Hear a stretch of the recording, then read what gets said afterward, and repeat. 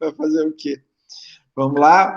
Bom dia. Então, estamos gravando mais uma aula de análise ambiental. Eu queria começar essa aula perguntando para vocês o seguinte: alguma dúvida no nosso trabalho, pessoal? Pegando minha cola aqui, o nosso trabalho vai ser entregue na 8ª semana, dia 24 de setembro. Então, vocês têm mais 2 semanas aí para fazer o trabalho. Alguém tem alguma dúvida? Alguém quer discutir alguma coisa? Não sabe direito como fazer? Vocês se lembrem que eu já deixei o material lá, a explicação do trabalho inteiro lá na semana 8, né? Na aula do dia 24. Está lá em material do professor. Vocês podem, tá tranquilo então, Cauane. Vocês podem entrar em contato com o professor sem problema nenhum para tirar dúvidas, tá? É importante que, de novo, eu falo, vocês cresçam, vocês aprendam, vocês desenvolvam cada vez mais o conhecimento de vocês. Olha só, a Camila entrou, a Larissa também está aí, né? Que bom ver todo mundo aqui. Fico muito feliz. Eu gostaria que toda a turma entrasse, né? Mas eu sei que algumas vezes é difícil, alguns não têm muita vontade, mas vamos lá. A gente tenta aqui do nosso lado trabalhar o melhor possível com vocês, né? Vocês devem estar pensando assim, professor, poxa, mas agora, até agora de água, a gente viu assim, para que a água serve, né? Vimos os diferentes usos da água, depois nós vimos, que aula de encheção de saco, professor, aula de legislação, quando que a gente vai ver a análise propriamente dita, né? A gente vai ver hoje.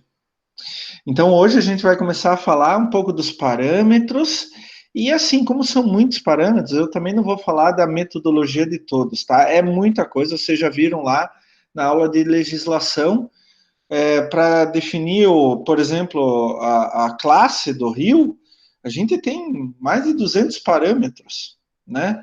Então, é algo, assim, inimaginável. Cada parâmetro tem um método diferente e tal, para análise, e a gente vai ver alguma coisinha hoje. Não dá para ver tudo, obviamente, né?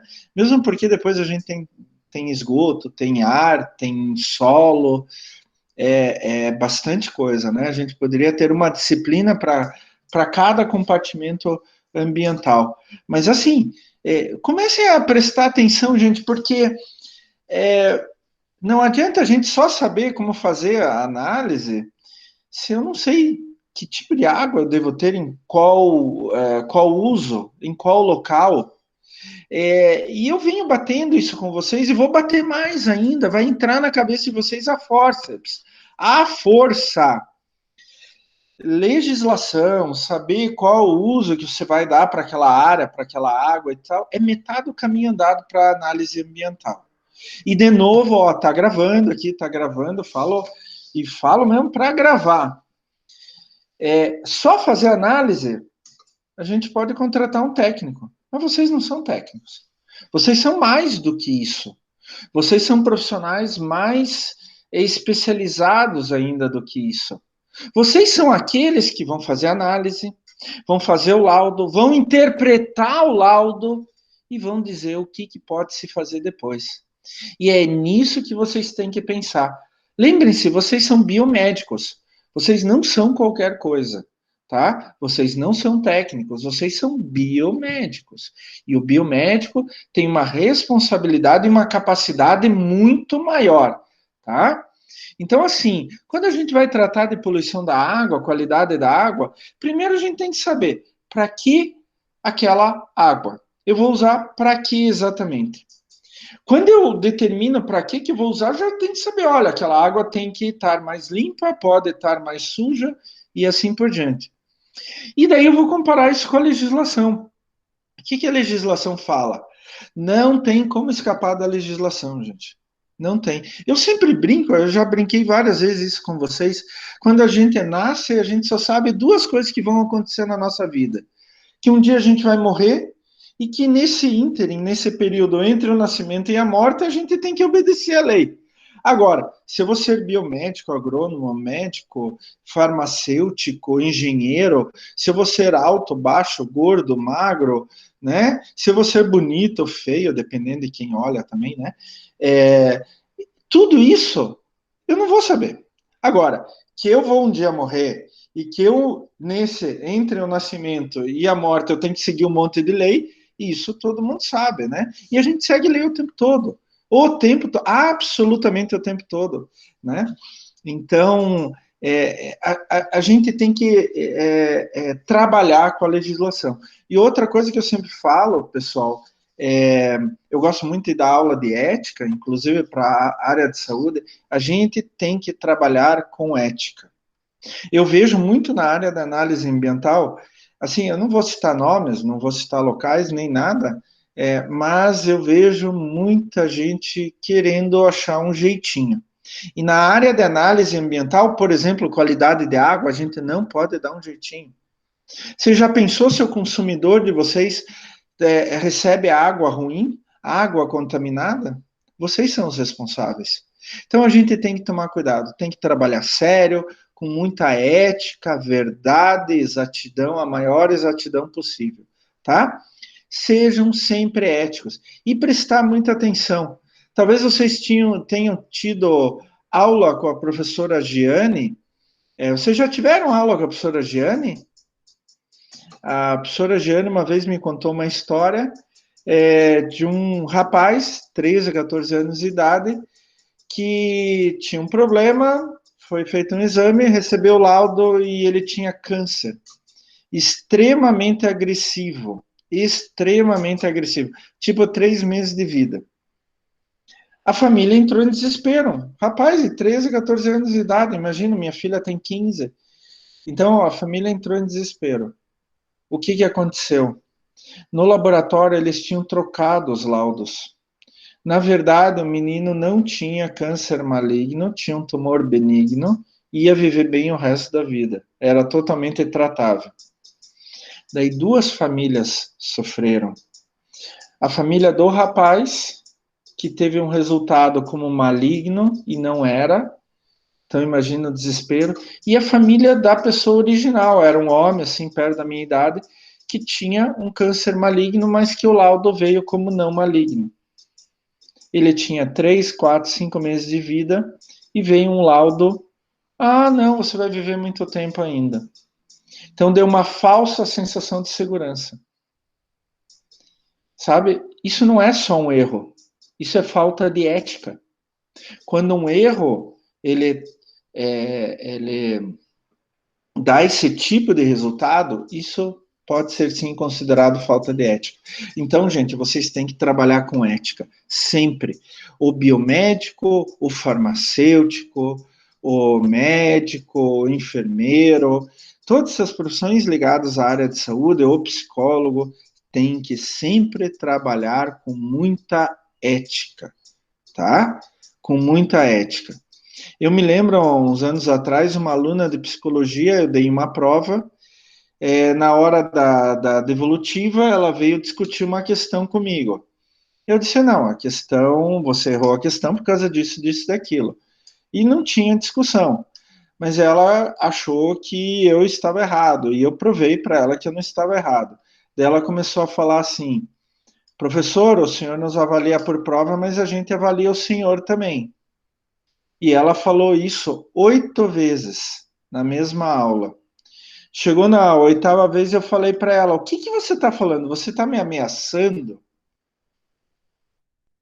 Eu fiquei louco da vida com ela. Uma aluna de psicologia. Imagina o que ela não vai fazer com os pacientes dela, né? Isso é totalmente falta de ética.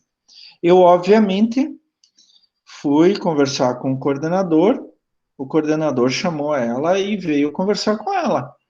Porque não é só uma questão de ameaça ao professor, isso talvez seja o de menos, mas é uma questão de comportamento sistemático dela. Se ela faz isso com um professor, será que ela não faria também com um paciente na área de psicologia? A gente tem que sempre trabalhar com ética, pessoal, tá? E na área da análise ambiental é extremamente importante a ética. Por isso que a gente tem que ver todos os pontos, estudar com calma, tranquilidade, para trabalhar tudo de forma correta, tá? Bom, então vamos lá. Eu vou compartilhar nossa aula de hoje e vamos começar a nossa conversa.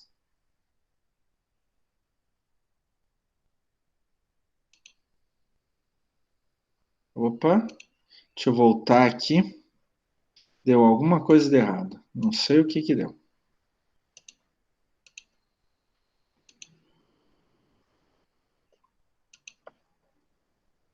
Tá.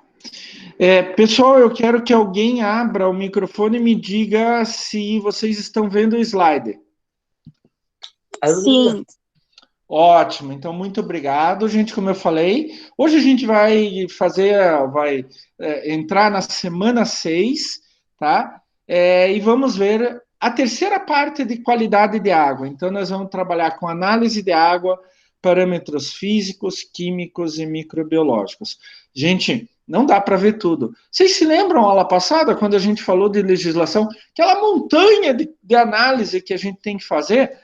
Não dá para falar tudo, então nós vamos falar dos principais tipos de análises, tanto físicas quanto químicas, quanto microbiológicas, que a gente tem que fazer, tá?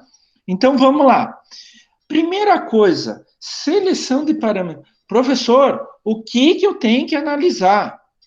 Você tem que escolher o que a gente chama de indicadores.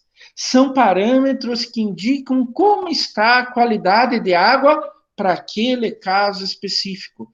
Por isso que 2 semanas atrás a gente falou dos diferentes tipos de uso da água, né? E eu falando para vocês, olha, gente, essa água precisa ter mais qualidade, né? Como, por exemplo, a água para uso doméstico, tanto em relação às suas características físicas, químicas, quanto microbiológicas. Agora, a água para navegação, se eu uso lá o rio, o lago só para navegar, talvez não precise de tanta qualidade, né? Mas é importante que a gente veja conforme cada caso. Por exemplo, eu vou usar a água para fazer diálise, né? Eu trabalho numa clínica de diálise e eu vou usar água para fazer diálise. Nossa, tem que ser uma água ultra pura. Já contei o caso para vocês, né, que muitos anos atrás, numa clínica de diálise no interior de Pernambuco, foram pegar água de um lago poluído, que tinha uma quantidade muito grande de algas e cianobactérias e etc. E foram usar isso para diálise. Morreram mais de 100 pessoas e umas 200 pessoas ficaram com sequelas muito, muito sérias. Então a gente tem que ver para qual uso a gente vai dar, destina aquela água, para determinar os parâmetros, os indicadores que vão dizer se aquela água é boa ou não. Vai depender da fonte poluidora, né, principalmente. Se eu tenho uma fonte poluidora orgânica, eu vou analisar a demanda química de oxigênio, demanda bioquímica de oxigênio, oxigênio dissolvido. Qual é a característica de poluição orgânica? Esgoto doméstico, tá? Isso é tiro e queda. Quando eu tenho uma área onde que tem domínio de residências e o sistema de saneamento, de coleta e tratamento de esgoto é deficiente, provavelmente aqueles rios estão poluídos com esgoto doméstico. E daí eles se caracterizam por ter poluição orgânica. Tá, isso é muito importante. Gente, eu posso falar com certeza absoluta que 60% a 80% da poluição dos rios urbanos é esgoto das nossas casas. A gente tende a jogar toda a culpa nos outros, né? A indústria. Mas, em muitos casos, nós mesmos somos os culpados. Eu não estou dizendo que a indústria é santinha, tá? Mas a gente tem que separar as coisas e analisar com calma e discernimento. Agora, a gente pode ter poluição inorgânica, né? E daí é típico de agricultura e de indústrias. Principalmente, daí a gente vai ter que analisar aí metais pesados e agrotóxicos, tá? Eu quero só. Eu não coloquei aqui na nossa aula, mas voltando só à poluição orgânica, a partir de despejos domésticos, né, esgoto doméstico, a gente também tem um problema muito, muito, muito sério de anti-inflamatórios, antibióticos e anticoncepcionais, tá? Porque a gente sabe que quando a gente toma um remédio, principalmente via oral, ele vem numa dose cavalar, para a gente ter certeza que a gente vai conseguir absorver aquela dose mínima para surtir efeito, né? O resto a gente elimina por fezes e urina.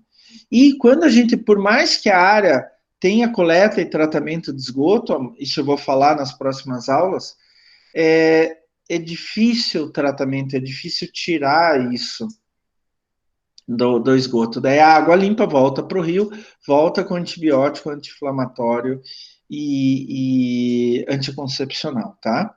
A gente pode ter contaminação bacteriana, por exemplo, coliformes totais, fecais, Escherichia coli. Depois até vou mostrar um trabalho que eu orientei lá em Guaratuba. A gente pode ter problema de eutrofização, né, que daí a gente tem que analisar nitrogênio, fósforo, clorofila. Já vou explicar depois o que é eutrofização.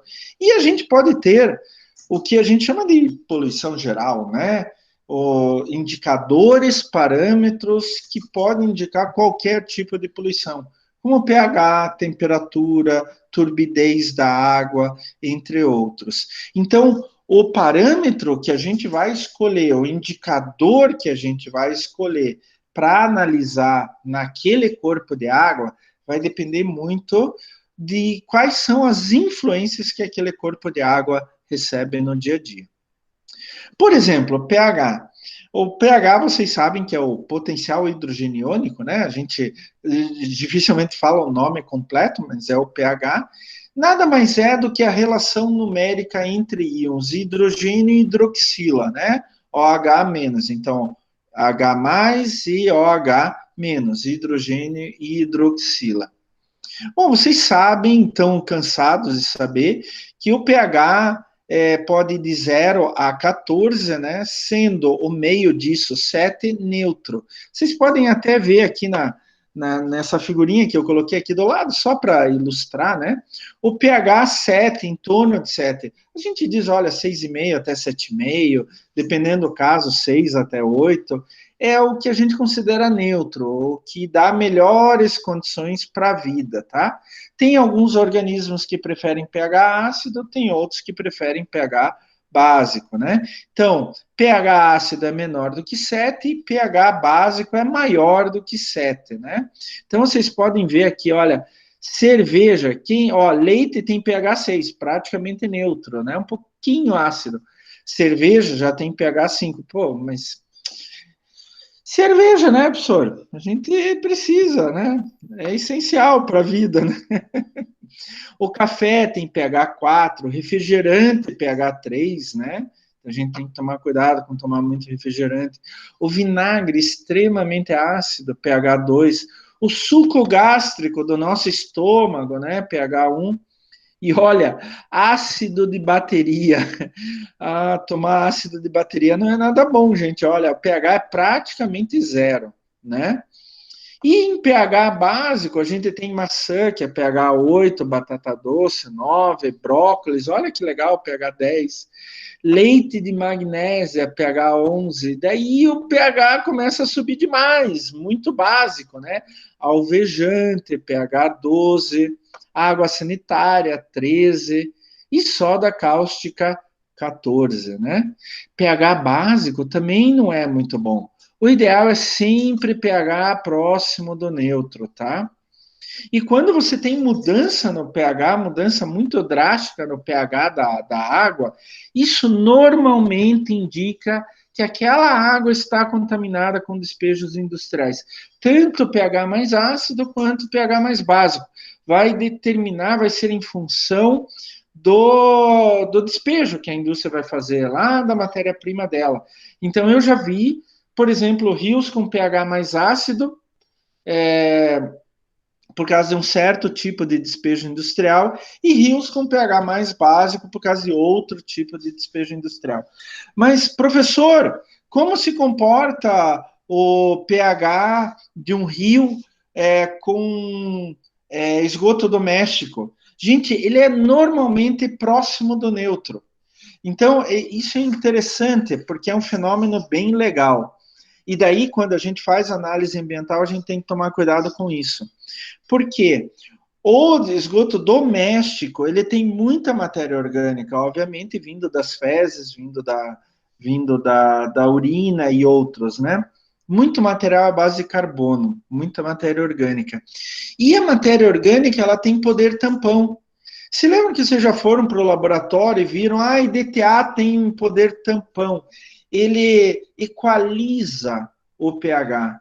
Então, vocês vão lá, pegam o Rio Barigui, por exemplo, ali do lado, eu sempre uso esse exemplo porque está na nossa realidade da Uniandrada, né?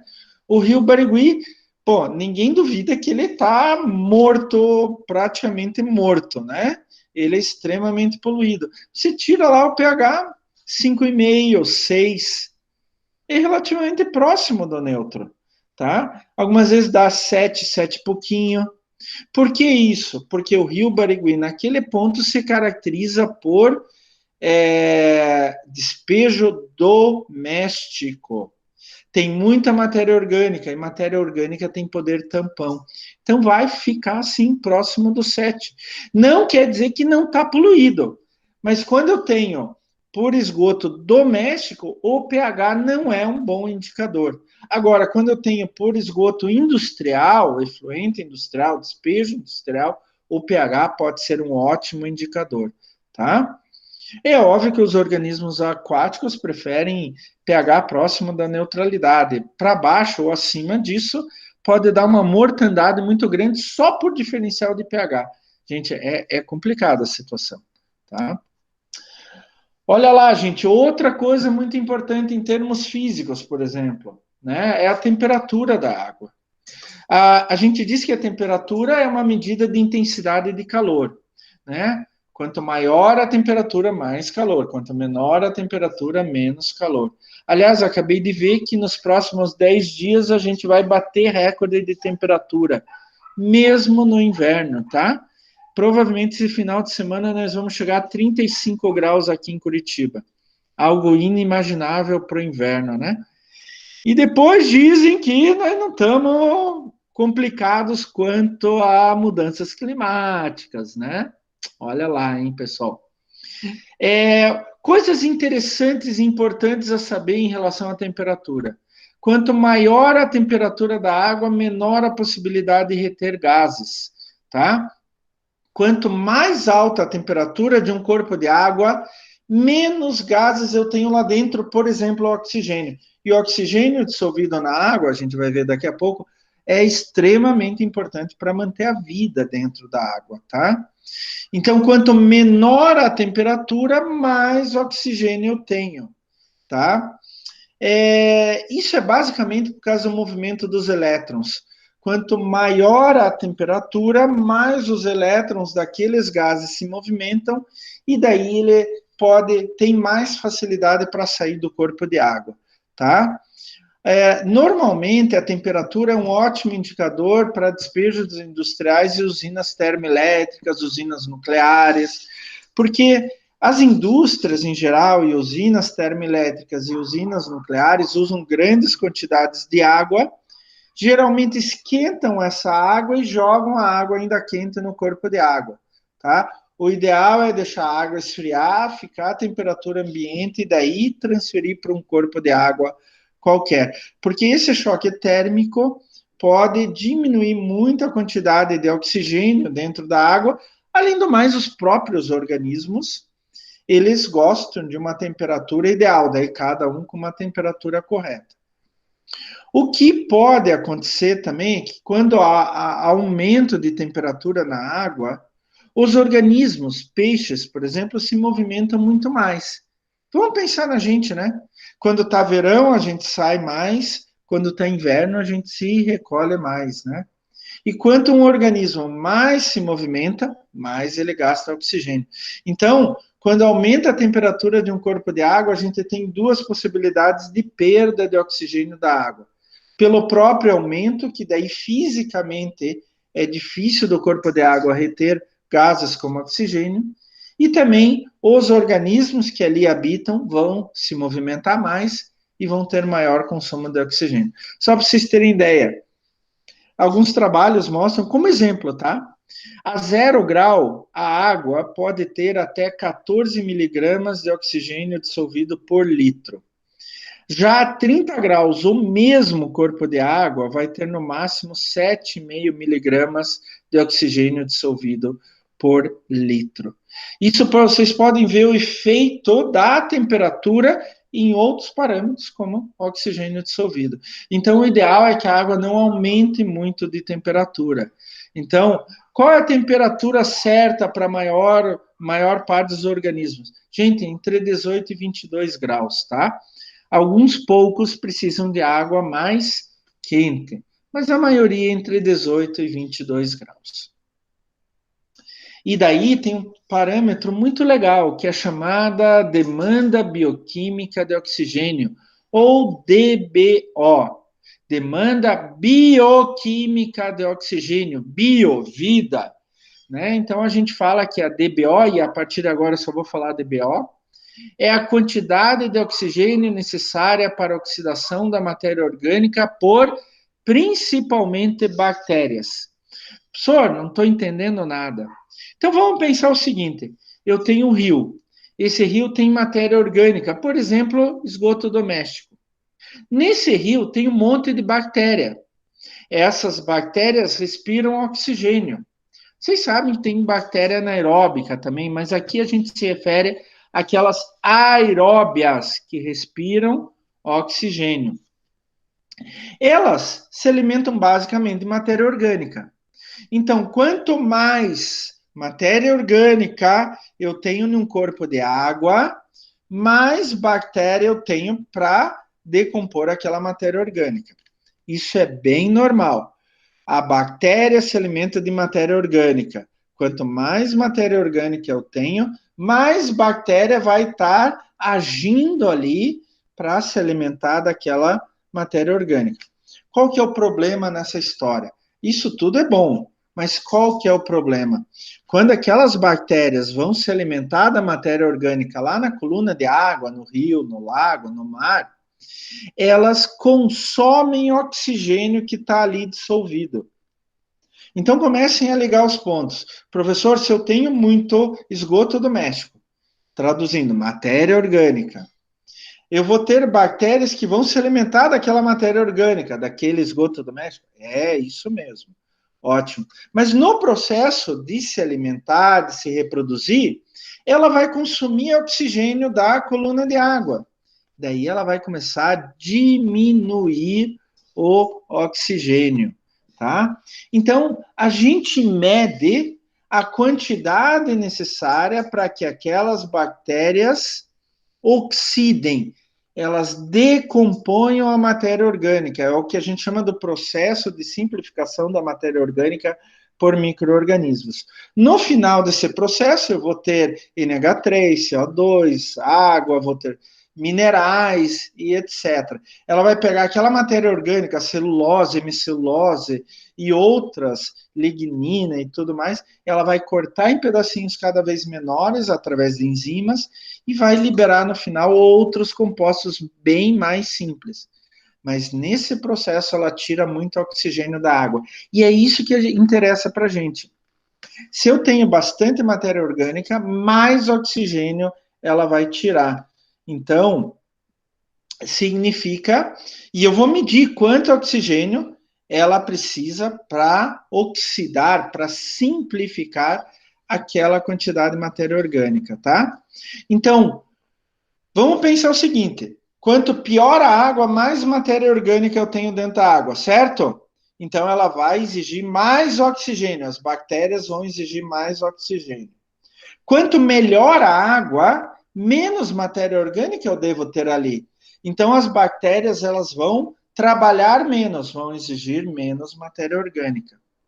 E eu, para DBO, eu meço essa matéria orgânica. Isso significa que um rio de classe 1, que é um rio melhor, com água mais pura, ele vai exigir menos oxigênio durante o processo de decomposição, oxidação dessa matéria orgânica. Então, a DBO vai ser mais baixa. Olha aqui o quadro amarelo embaixo. 3 miligramas de oxigênio por litro de água. Quanto pior é o rio, quer dizer que ele está mais poluído, por exemplo, despejos orgânicos, né? É o nosso esgoto doméstico, mais oxigênio as bactérias vão tirar da água para fazer a decomposição da matéria orgânica. Então, sobe a DBO, o que a gente chama de DBO, 10 miligramas de oxigênio por litro, tá? A DBO hoje tem um teste padrão que é feito inclusive por equipamentos, tá? A gente já tem equipamento para isso. Antigamente a gente fazia por fenômenos bioquímicos, tá? Mas a gente deixa lá a água no material, no equipamento, por 5 dias a 20 graus centígrados, que é a temperatura ideal para essas bactérias. Daí a gente pega a água. Se tiver pouca matéria orgânica, as bactérias vão trabalhar menos, elas vão retirar menos oxigênio daquela água. Se tiver muita matéria orgânica, as bactérias vão trabalhar mais, elas vão tirar mais oxigênio daquela água, tá? Por isso que a gente fala que quanto menor a DBO, melhor é, tá? A água é mais limpa, ela tem menos matéria orgânica. Mas, professor, dava para só medir a matéria orgânica? Dá para medir só a matéria orgânica. Mas com a DBO, a gente tem uma noção de como funciona o sistema, tá? A gente tem outras informações junto com isso, por exemplo, o consumo de oxigênio, tá? E daí tem uma medida que é uma medida prima, irmã, sei lá como falar isso, que é a demanda química de oxigênio, DQO. Ele também é um indicador de matéria orgânica, mas daí a gente trabalha não por oxidação da matéria orgânica por micro-organismos, mas por poluentes, por um agente químico. Por quê? Quando a gente tem matéria orgânica num corpo de água, é, essa matéria orgânica ela pode ser decomposta por meio bioquímico, através de bactérias, é o caso da DBO, ou por meio químico, quando um poluente ele entra em contato com essa matéria orgânica e quimicamente vai oxidar essa matéria orgânica. Nesse processo, ele também retira oxigênio do corpo de água, da coluna de água, tá? Então, é a quantidade de oxigênio necessária para a oxidação da matéria orgânica por meio de um agente químico. Então, imagina assim, eu tenho matéria orgânica, tenho um poluente químico qualquer, ele vai se combinar com a matéria orgânica e vai oxidar a matéria orgânica. Nisso, ele tira oxigênio da coluna de água, tá? E daí, o oxigênio disponível, que a gente chama de oxigênio dissolvido, vai diminuindo, tá? Então, esse é o DQO. A gente também tem equipamentos hoje para analisar o DQO, tá? Eles são muito mais exatos, muito mais rápidos, muito melhores. O custo-benefício é muito melhor.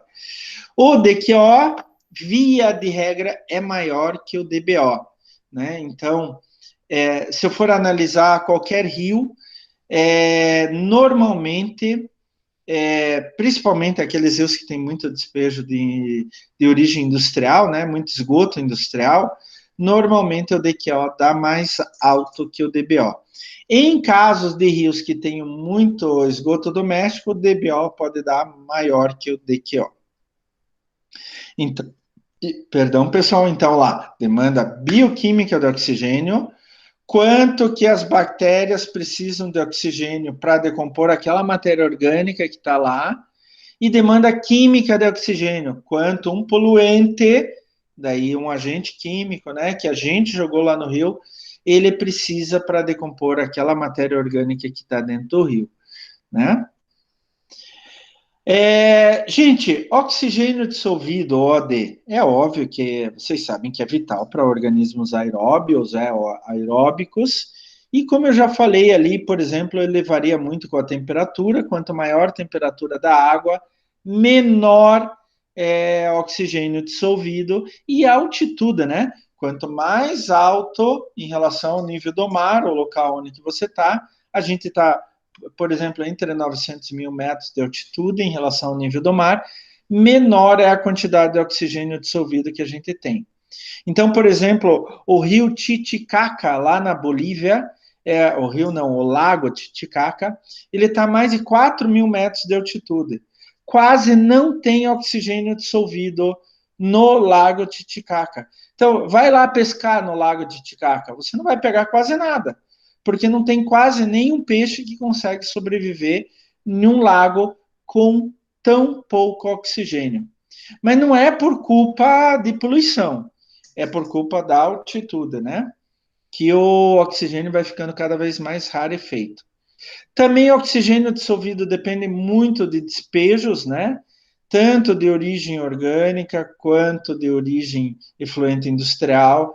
Daí isso significa quando aumenta o DBO, quando aumenta o DQO, significa que a oxidação da matéria orgânica por bactérias ou por poluente de origem industrial, poluente químico, está decompondo aquela matéria orgânica e daí retira o oxigênio da água, né?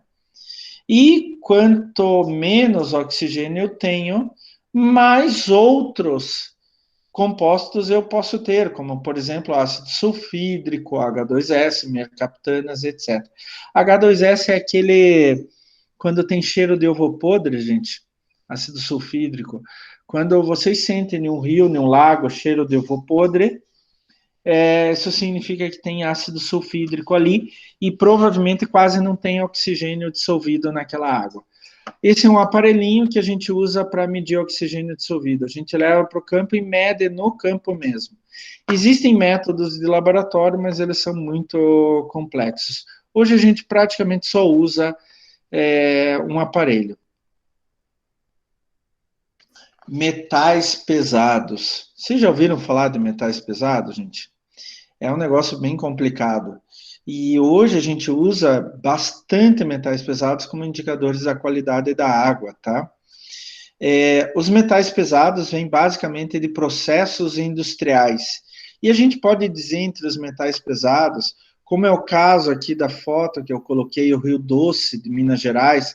Se lembram daquele primeiro derramamento lá da Vale, uma subsidiária da Vale Samarco, em 2015, rompeu um reservatório, uma represa de rejeitos de mineração, entrou no Rio Doce e matou o Rio Doce.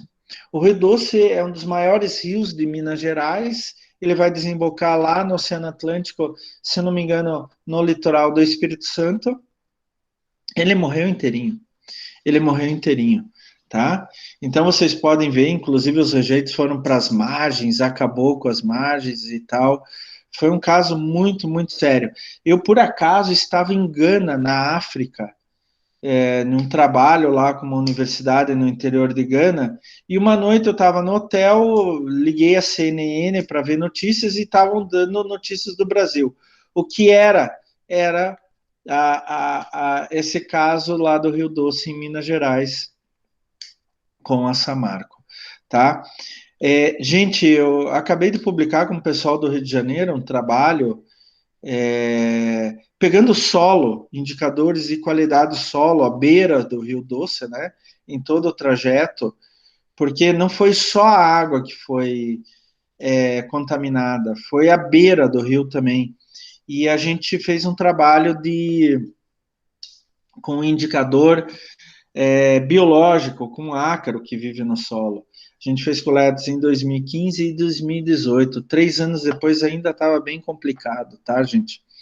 Então, assim, a gente tem que tomar muito cuidado. Vocês sabem que os metais pesados são extremamente tóxicos, né? Alguns causam problemas neurológicos seríssimos, como chumbo, por exemplo, e outros problemas, né? Arsênio é extremamente problemático. Alguns são micronutrientes, como níquel, zinco, selênio, alumínio, ferro.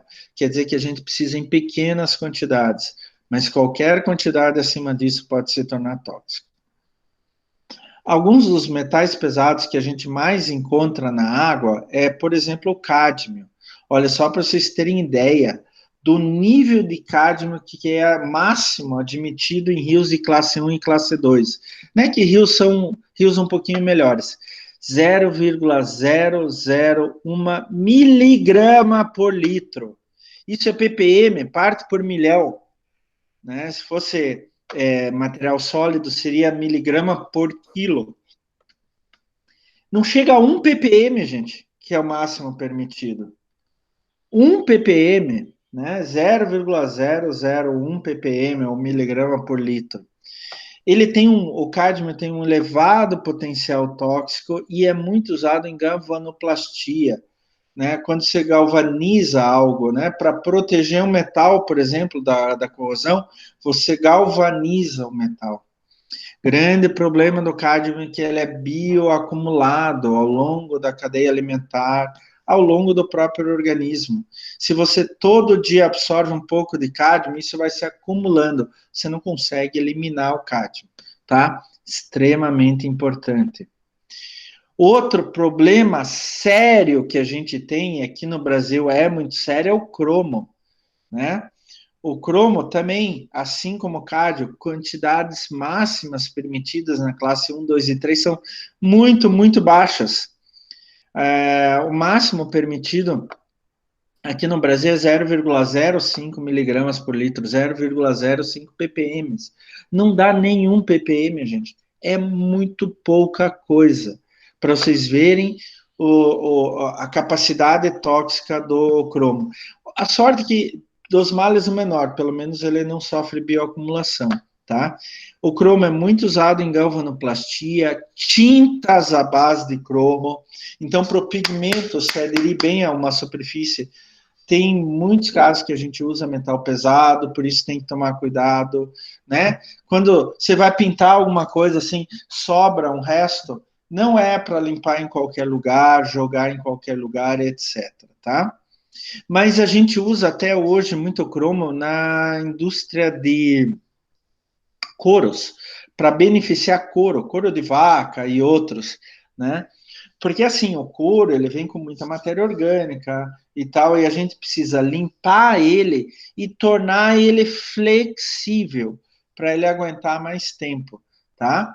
Um elemento que faz isso muito bem é o chamado cromo 6, que a gente utiliza na indústria de couro, tá? Ah, olha só que sapato de couro bonito, olha que cinto de couro maravilhoso, olha a bolsa de couro, olha só, você está muito linda, você está muito lindo, né? Mas para chegar até lá fora, próprio boi, a própria vaca, né, ou outro animal que seja, esse couro tem que ter sido beneficiado, e normalmente a gente usa cromo para beneficiar. O couro só fica daquele jeito, flexível, podendo ser moldado, e aguenta durante muito tempo. Lembre-se, couro é matéria orgânica, e ele aguenta tanto tempo, por quê? Por causa deste tratamento, tá? Com cromo mais 6. Depois ele pode virar cromo mais 3, que é menos perigoso, tá? Mas é um problema seríssimo. Então, onde que tem cortume, principalmente mais antigos, a gente pode ter problema de contaminação por cromo. Não sei se vocês conhecem, antigamente tinha um cortume ali na rua Itupava, perto do Alto da 15, onde hoje é o Colégio Positivo Jardim Ambiental. Lá, a quadra inteira, toda a área do colégio era um cortume Curitiba, se não me engano. Eu ainda me lembro, quando eu era pequeno, passando, o curtume ainda trabalhava. Tinha um cheiro ruim, inclusive, e tal, né? Eu não sei como eles fizeram, se eles fizeram uma análise daquele solo e tudo mais, mas com certeza se usava cromo naquela área. Mercúrio. Mercúrio é um outro problema sério. É muito usado em indústrias, agriculturas e garimpo também, né? Então a gente vê aqui duas fotos. Quando você vai fazer a bateia, pegar aquele sedimento de fundo de rio, né? Você coloca ali o ouro, ele é mais pesado, ele é muito mais denso. Então o garimpeiro vai fazendo a bateia, vai girando a bateia, né? E daí ele vai eliminando por força centrífuga as partículas mais leves, elas vão saindo da bateia. E no final da bateia ficam as partículas mais pesadas.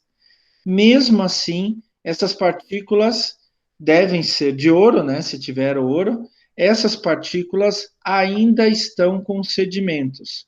Como eu faço para tornar aquilo puro? Eu misturo com mercúrio. Mercúrio é um metal que a temperatura ambiente ele fica na forma líquida, tá? E o mercúrio ele tem uma afinidade muito grande com o ouro, então ele se liga no ouro, tá? E daí os sedimentos ficam de lado. Pronto, eu tenho ouro quase puro com mercúrio, tá? Ah, professor, mas dá para vender assim ouro? Não, não dá para vender assim ouro. O que que eles fazem? Eles esquentam essa mistura mercúrio e ouro. Como o mercúrio tem uma temperatura de volatilização extremamente mais baixa que o ouro, ele já volatiliza e fica o ouro ali. O problema é que esse mercúrio vai para a atmosfera, depois ele volta para o sistema, as pessoas podem inalar, é seríssimo. Uma vez eu encontrei um brasileiro num congresso em Gotemburgo, na Suécia, e ele era especialista em mercúrio na Amazônia. Hoje é totalmente proibido o uso de mercúrio para isso, né? E ele falou assim, mesmo depois da proibição, 30, 40, 50 anos depois, a gente ainda vai encontrar mercúrio, tá? Em alguns casos na indústria ainda é utilizado, na agricultura hoje quase não utilizamos, praticamente não tem mais mercúrio em nada na agricultura, tá? O mercúrio, quando a pessoa é contaminada com mercúrio, pode causar náusea, vômito, dores abdominais, diarreias, dano nos ossos e até morte.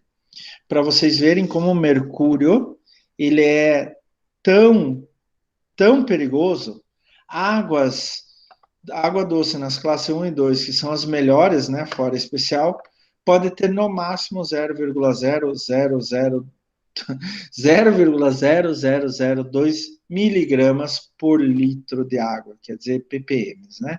Então, uma quantidade extremamente pequena. Se eu só voltar aqui, como que a gente analisa metais pesados? Hoje em dia, principalmente, temos equipamentos para isso, onde que a gente só faz uma abertura da amostra, libera o metal pesado, e daí por coloração, né, por chama e tal, a gente pode ver o quanto tem de metal pesado. Um outro parâmetro extremamente importante, daí é muito mais difícil a análise dele em laboratório, daí você precisa outros tipos de equipamentos, são os agrotóxicos, né? Inseticidas, herbicidas, fungicidas e tal. Os agrotóxicos podem ser orgânicos, com a base da molécula ser carbono, ou inorgânicos, com a base da molécula ser outra coisa.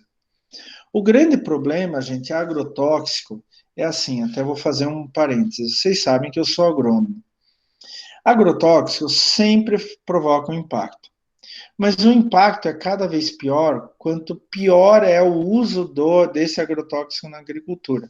Então a gente vê, por exemplo, essa foto de cima, o cara com uma lavoura do lado de um corpo de água, do lado, e aplicando agrotóxico, tá? O que vai acontecer? A primeira chuva vai levar todo esse agrotóxico por corpo de água. Isso, inclusive, é proibido por lei, tá? Então a gente tem que tomar cuidado. O grande problema não é nem tanto o uso de agrotóxico, mas o mau uso de agrotóxico. É claro que mesmo quando você faz tudo certinho, agrotóxico ainda provoca um impacto. Mas daí o custo-benefício dele, daí fazer com que aquela lavoura produza muito mais por área, daí a gente já começa a pensar, né? Um dos grandes problemas do agrotóxico é que ele atinge principalmente corpos de água e pode matar peixes, tá? E quanto maior a meia-vida do agrotóxico, pior é. O que é meia-vida? É o quanto de tempo é necessário para que aquele agrotóxico no ambiente seja degradado a 50% da quantidade inicial, tá? Isso é meia-vida. O glifosato, por exemplo, que é o herbicida mais utilizado no mundo, é o agrotóxico mais utilizado no mundo, tem meia-vida de 10, 15 dias. Quer dizer que em 10, 15 dias ele já perdeu no mínimo 50% da quantidade inicial. Mas tem agrotóxicos com meia-vida de 100 dias, 150 dias. Quer dizer que, inclusive, eles ficam de uma lavoura para outra. Pessoal, deixa eu ver vocês. Até agora, alguma dúvida? Algum questionamento? Hein, pessoal? Não. Não é complicado, né? Não é muito complicado isso. Mas saibam que vocês têm total liberdade para a aula. Professor, estou com dúvida. Me explica melhor isso daí. Tá certo? Então, estejam sempre à vontade. Vamos voltar então para a nossa aula aqui. Então, a agricultura ela também pode prejudicar um corpo de água pelos nutrientes que a gente usa. Esses nutrientes também podem vir dos esgotos domésticos, tá? Principalmente nitrogênio e fósforo. Nitrogênio e fósforo são macronutrientes. Todos os organismos precisam grande quantidade de nitrogênio e fósforo. O problema é quando a gente joga muito nitrogênio e fósforo naquele ambiente, tá? Por exemplo, pode vir da agricultura, o uso de adubos, ou pode vir dos esgotos. Este é o rio Tietê, em São Paulo, onde jogam muitos esgotos.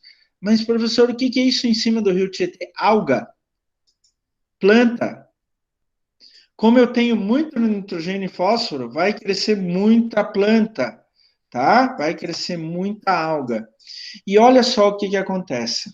Quando eu tenho muito nitrogênio e fósforo, as bactérias, as algas, as plantas aquáticas em geral pensam: oh, que beleza, que maravilha, tô no paraíso, comida que não acaba mais. E daí ela vai atacar esse nitrogênio e fósforo, né? Em grande quantidade. Daí começa a virar uma bacanal ali, né? Nossa Senhora, eles começam a se reproduzir pra caramba. Mas quanto mais se reproduzem, mais tiram oxigênio. Por quê? Eu tenho bastante nitrogênio e fósforo. Então a DBO cresce. Demanda bioquímica de oxigênio cresce. Eu tenho muita água, tenho muita bactéria, muito nitrogênio e fósforo, então elas aproveitam e vão tirando oxigênio, vão tirando oxigênio, vão tirando oxigênio. De repente, a água fica sem oxigênio. A DBO foi lá na estratosfera e a água ficou sem oxigênio dissolvido. E daí o que acontece? Os peixinhos morrem. Você vê aqui em cima. Como que eles morrem? Eles morrem por falta de oxigênio. Eles morrem como se fossem afogados dentro da água. Então, vocês já viram, por exemplo, um lago lá, um parque, vocês passaram lá, os peixinhos estavam assim com a boca para fora, tentando respirar? O que está acontecendo? Eu provavelmente tenho muita matéria orgânica, tenho muito nitrogênio, tenho muito fósforo, daí as bactérias, as algas estão comendo pra caramba, estão se reproduzindo pra caramba e com isso tirando todo o oxigênio. DBO e até DQO, né? Dependendo do caso, mas normalmente, nesse caso, normalmente a DBO sobe lá em cima. Tira o oxigênio da água, os peixinhos ficam sem oxigênio. Eles colocam a boca para fora para tentar respirar e não conseguem. Eles morrem. Esse é o processo chamado de eutrofização da água. Muito, muito, muito, muito importante. E outro indicador que a gente pode analisar na água, isso vocês já viram, né? Vocês já tiveram microbiologia, pessoal? Patologia, essas coisas? Já tiveram algo nesse sentido? Alguém me responde? Ótimo, então vocês sabem o que é coliforme termotolerantes, né? Tem coliformes totais, termotolerantes e Escherichia coli, né? São indicadores de contaminação fecal, né? Por fezes. Então, se eu tenho altas densidades populacionais desses organismos, eu tenho provavelmente, junto com eles, muita matéria orgânica e posso ter outros micro-organismos patogênicos que provocam doenças.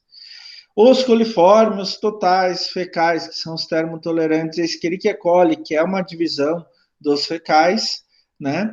São principalmente Klebsiella escherichia, o caso da Escherichia coli, Serrata, Ervínia e enterobactérias em geral, tá? A gente começou analisando coliformes totais e depois a gente viu que um grupo dentro desses é um indicador melhor, que são os coliformes fecais ou termotolerantes, que precisam de temperaturas mais altas. E depois, com o tempo, a gente viu que tinha uma espécie que era mais exata ainda como indicador dentro dos fecais ou termotolerantes, que é a Escherichia coli. Aqui eu quero mostrar um trabalhinho para vocês, só de curiosidade, como é legal isso. Escherichia coli é esse aqui de baixo, vocês estão vendo o último aqui de baixo do lado direito. Eu orientei um trabalho de mestrado, onde que a gente viu as bactérias em sedimentos na região entre marés. Quando a maré sobe e desce, uma hora aqueles sedimentos ficam debaixo da água, outra hora eles ficam expostos. Mas a gente, em um outro trabalho, a gente fez na coluna de água também. Então, aqui é a Baía de Guaratuba, não sei se vocês conhecem, aqui é Caiobá, tem a travessia de ferry boat bem nesse ponto onde está o cursor, né? E aqui é a cidade de Guaratuba. Daí a gente fez por toda a Bahia, são todos esses pontos, 1, 2, 3, 4, 5, 6, 7, 8, 9, 10, 11, 12, 13, 14, 15, 16, 17 e 18. A gente esperava que, principalmente, Escherichia coli, ela se concentrasse nos pontos 1, 2, 14, 15, 16, 17 e 18, tá? E para nossa surpresa,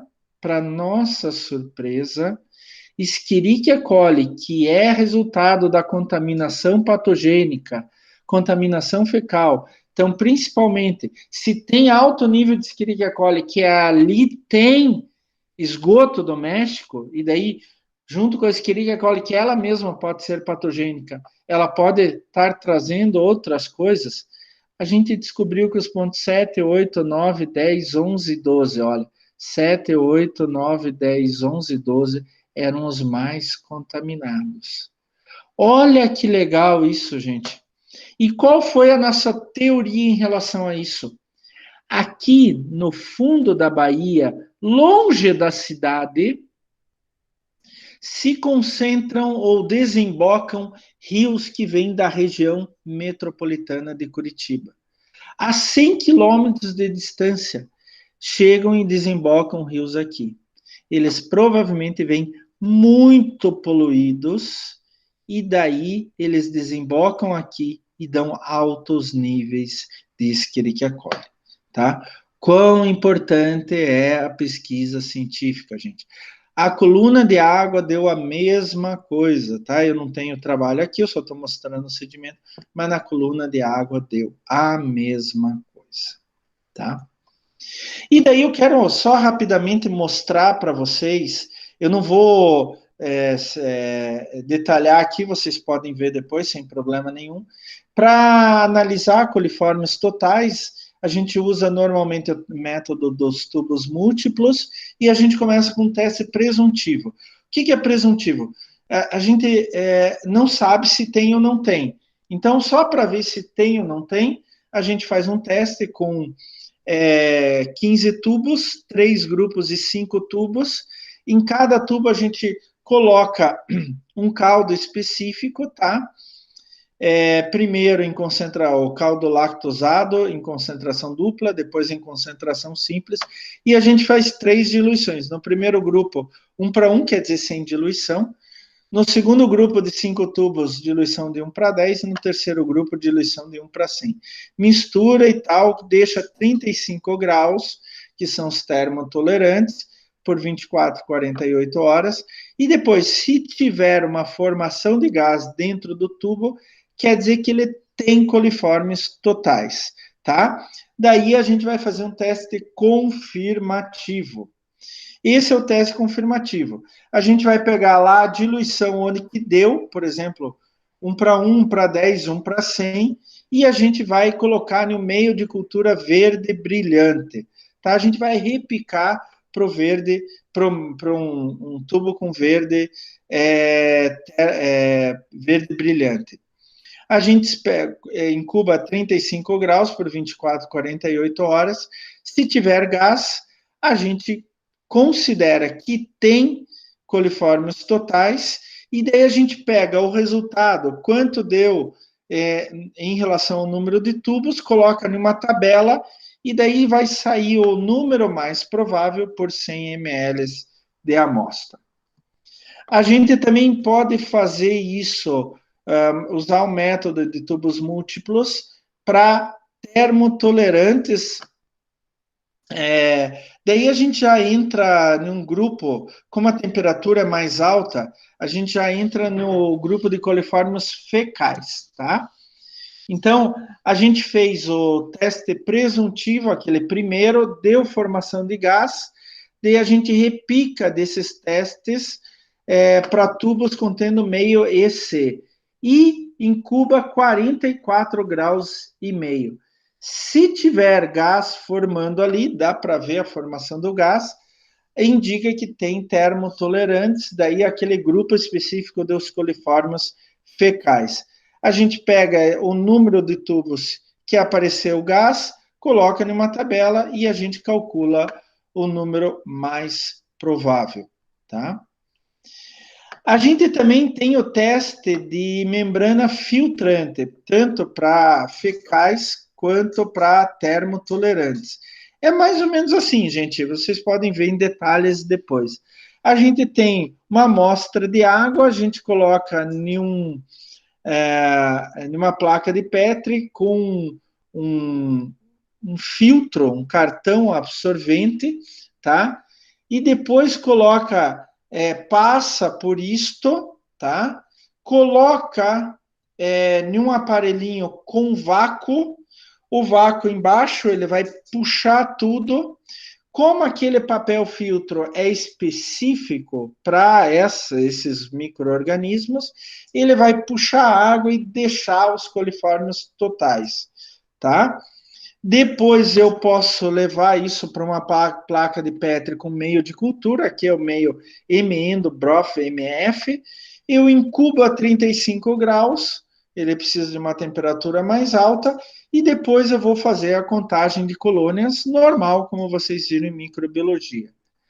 A mesma coisa eu posso fazer para os termotolerantes, tá?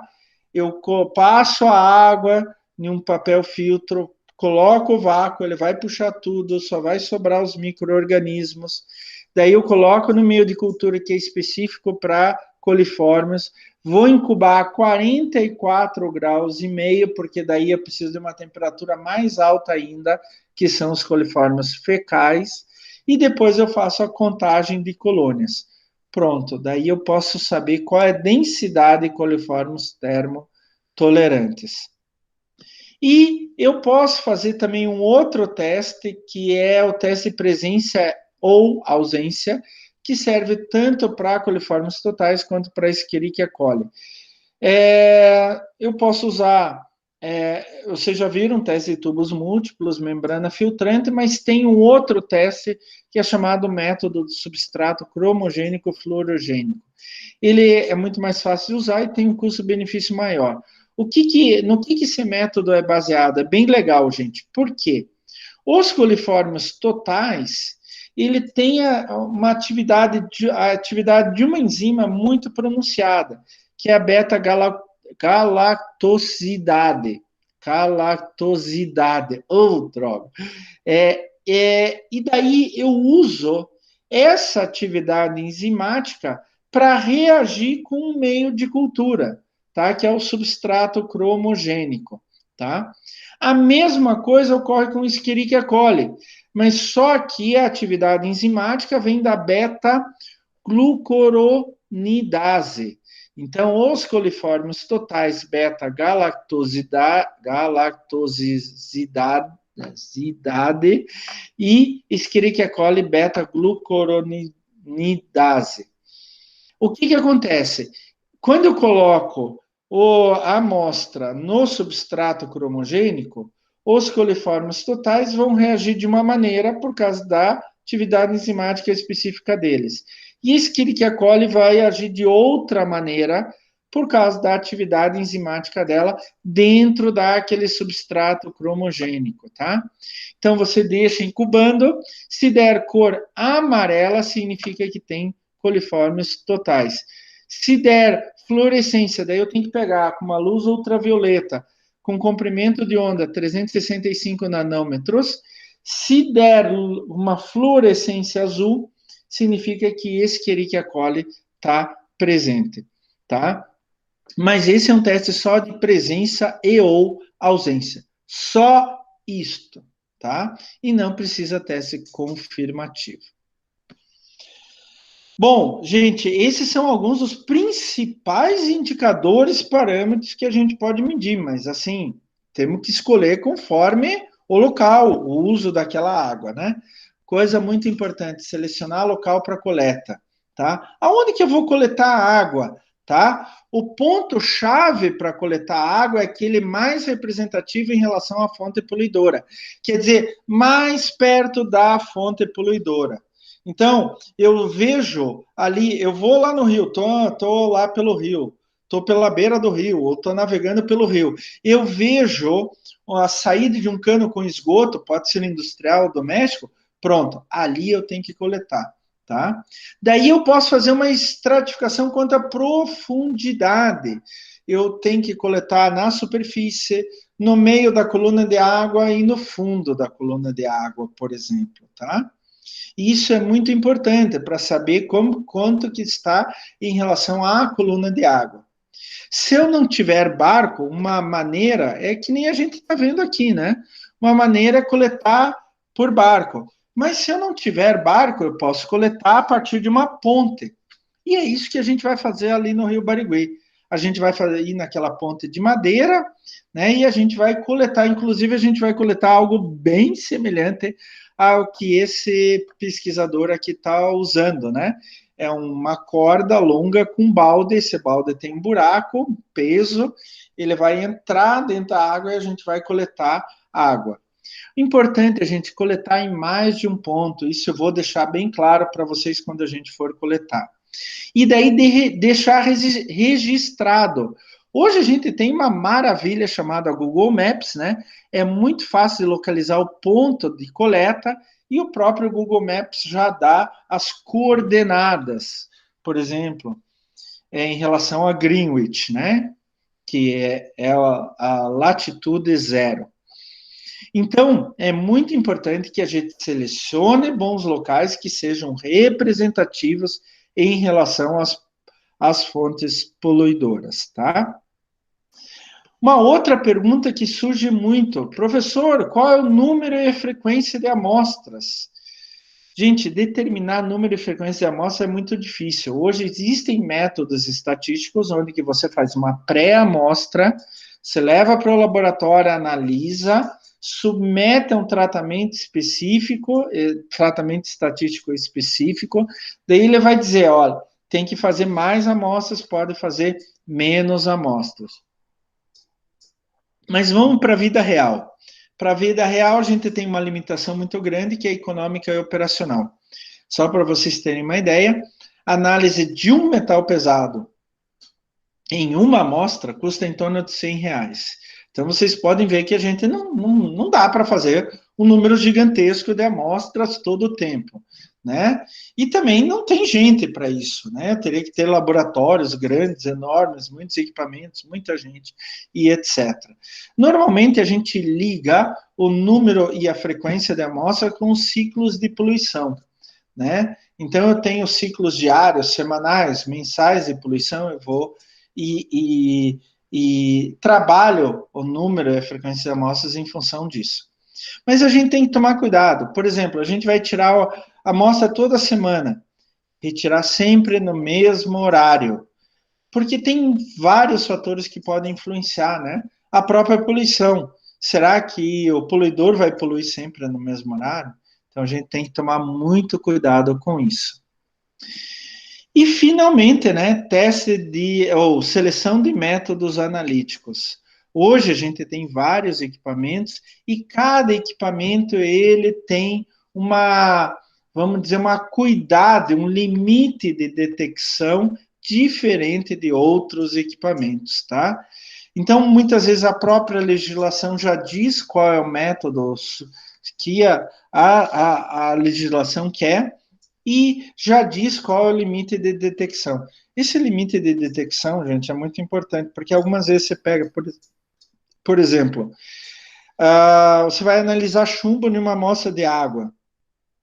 E daí a legislação diz assim, olha, pode ter no máximo, eu estou chutando agora, tá? Não sei de cabeça, não decoro essas coisas. Mas pode ter no máximo 0,5 miligramas por litro de água, tá? De chumbo na água, né? E o teu equipamento, ele detecta a partir de 1 miligrama por litro. Então, o teu equipamento vai dizer assim, olha, ele tem, não detectável, quer dizer que o limite de detecção é a partir de 1 miligrama por litro. Ele não consegue detectar menos do que isso, tá? Então, ele vai colocar lá ND, não detectável, se tiver menos do que 1 miligrama por litro. Mas eu não vou saber quanto tem. Se tiver 0,7, ou se tiver 0,2, ele vai dar a mesma leitura, ND, não detectável. Então, eu não posso usar aquele equipamento no caso do chumbo, daí eu tenho que ir para outro equipamento que tenha um limite de detecção menor do que isso. Gente, é muito importante, não só o limite de detecção, quanto o próprio método que ele vai usar. A gente tem que analisar isso para não usar o método errado. E preservar as amostras, né? O ideal é que eu, quando tiro a amostra, leve rapidamente para o laboratório para analisar. Mas muitas vezes não é possível fazer isso. O que acontece? Ou o local de amostragem está longe do laboratório, ou eu estou levando muitas amostras para o laboratório. Daí eu tenho que preservar essas amostras, tá? Então, os recipientes das amostras devem ser manipulados e acondicionados de modo a evitar contaminação. E a amostra sendo analisada o mais breve possível. Professor, como é que eu faço isso? Olha, gente, é muito complicado aqui. Eu coloquei uma tabela aqui, olha, para cada parâmetro, né? Como deve ser o recipiente? Por exemplo, P é plástico, V é vidro. Como deve ser o método de preservação? Um pode ser refrigerado a 4 graus, outro não tem nenhuma exigência, outro tem que ser com ácido sulfúrico, outro tem que ser entre pH 10 e 11, outro tem que ser com ácido nítrico, outro tem que ser com ácido clorídrico, e assim por diante. Qual é o tempo máximo entre a coleta e a análise? Um pode ser no máximo 24 horas, outro 6 horas, outro 7 dias, outro mais rápido possível, de preferência no próprio local, né? O caso é oxigênio.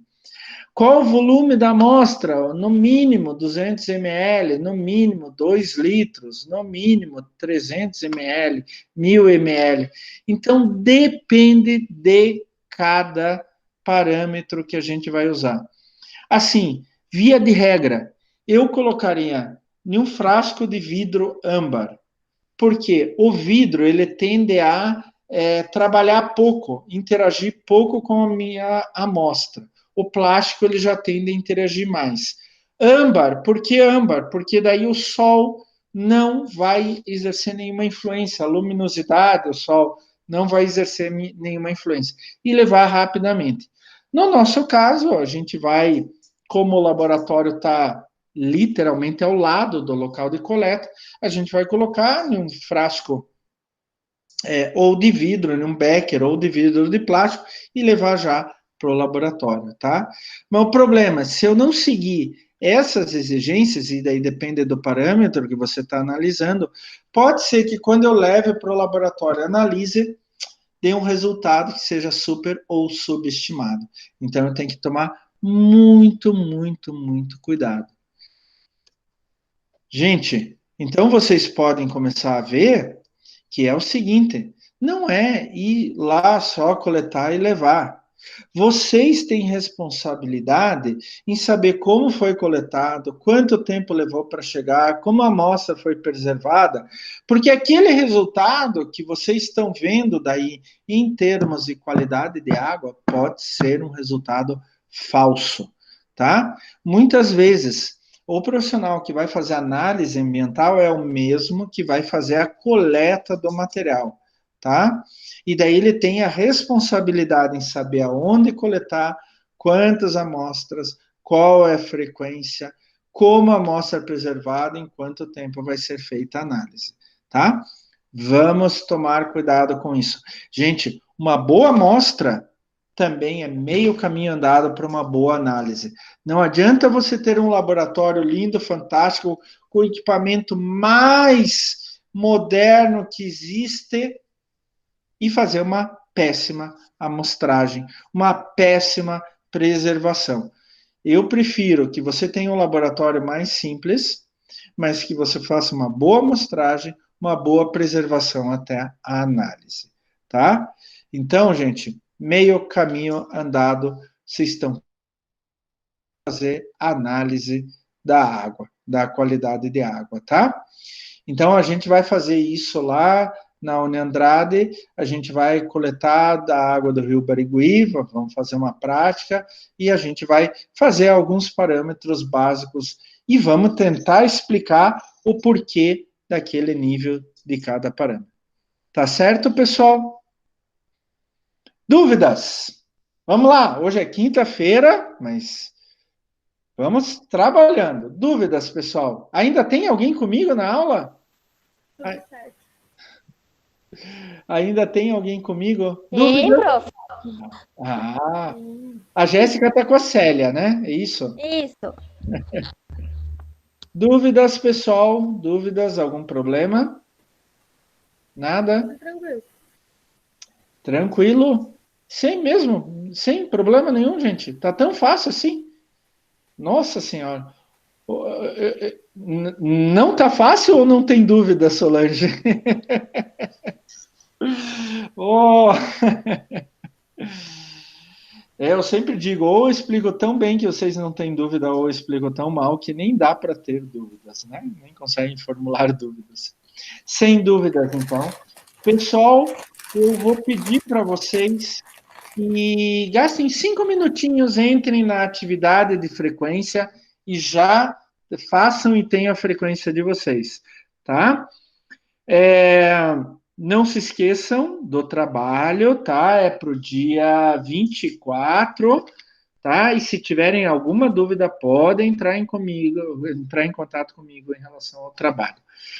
Tá bom, pessoal? Certo? Certo, prof. Vamos lá, gente, aguentar, ainda tem sexta-feira, vamos lá, temos aula, bastante aula, trabalhar e etc. Vocês estão num curso maravilhoso que é biomedicina. Aproveitem muito, aproveitem cada aula e cada professor, cada professora. Tá bom, gente? Eu agradeço a presença de vocês, gente. Até a semana que vem, quero ver todo mundo aqui na próxima quinta-feira, com bastante força, vontade, ânimo para a gente estudar mais. Tá, pessoal? Tchau, tchau. Vamos trabalhar tratamento de esgoto semana que vem. Tchau, tchau, pessoal. Tchau, professor. Obrigada. Até, gente, até. Até.